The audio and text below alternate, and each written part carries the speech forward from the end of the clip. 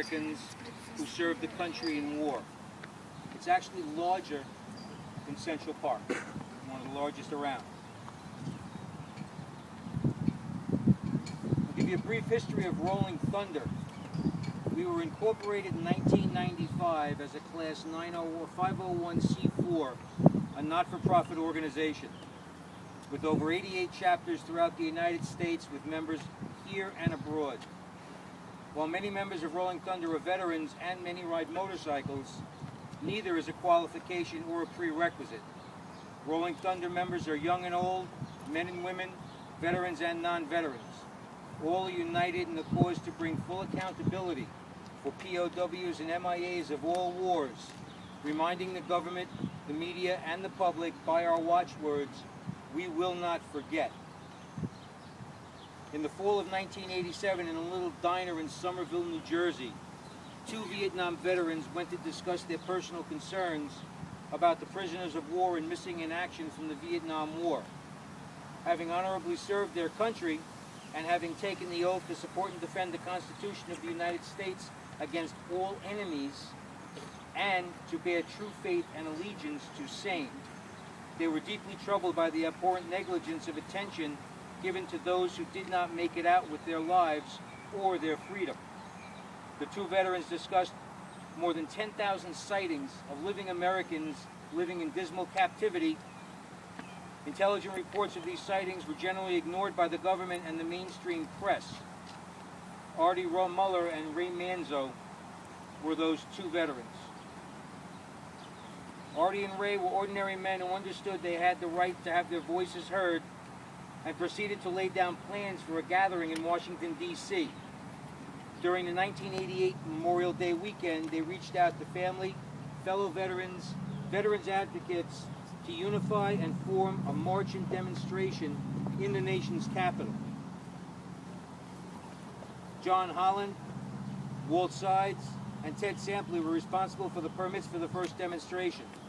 Their arrival would be announced by the roar of motorcycles and a sound not unlike the 1965 bombing campaign against North Vietnam dubbed Rolling Thunder.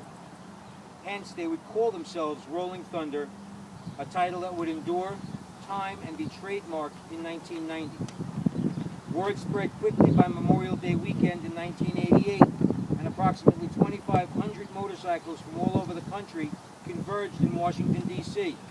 to demonstrate to our leaders a full accountability of all POWs and MIAs. As they made their stand that day in front of the Capitol, Artie and Ray reflected thankfully for those people who came in support of the POWs and MIAs and for the unity that this felt. This was the first Rolling Thunder demonstration.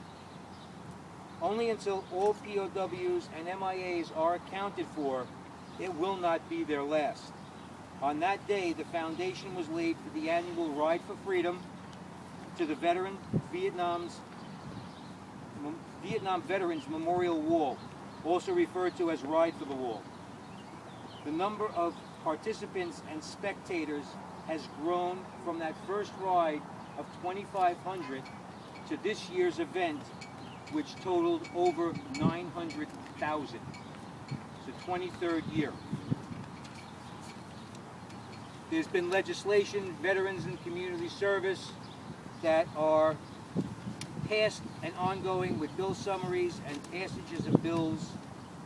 Currently, right now, legislation is being worked on for a Veterans Council. And we're still working hard to keep it going throughout the entire country. Rolling Thunder's mission statement. Rolling Thunder Incorporated's major function is to publicize the POW-MIA issue, to educate the public of the fact that many American prisoners of war were left behind from all past wars, to help correct the past and to protect the future veterans from being left behind should they become prisoners of war missing in action. We are committed to helping American veterans from all wars.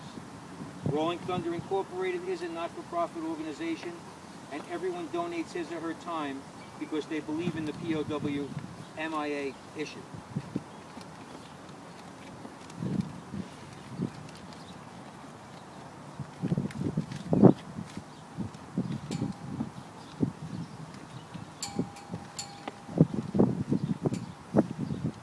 lieu of playing taps today, because we don't have a tape recorder and a machine to use, what I'd like everybody to do is uncover or present arms. We'll have a moment of silence for those who are lost, missing, perished in harm's way.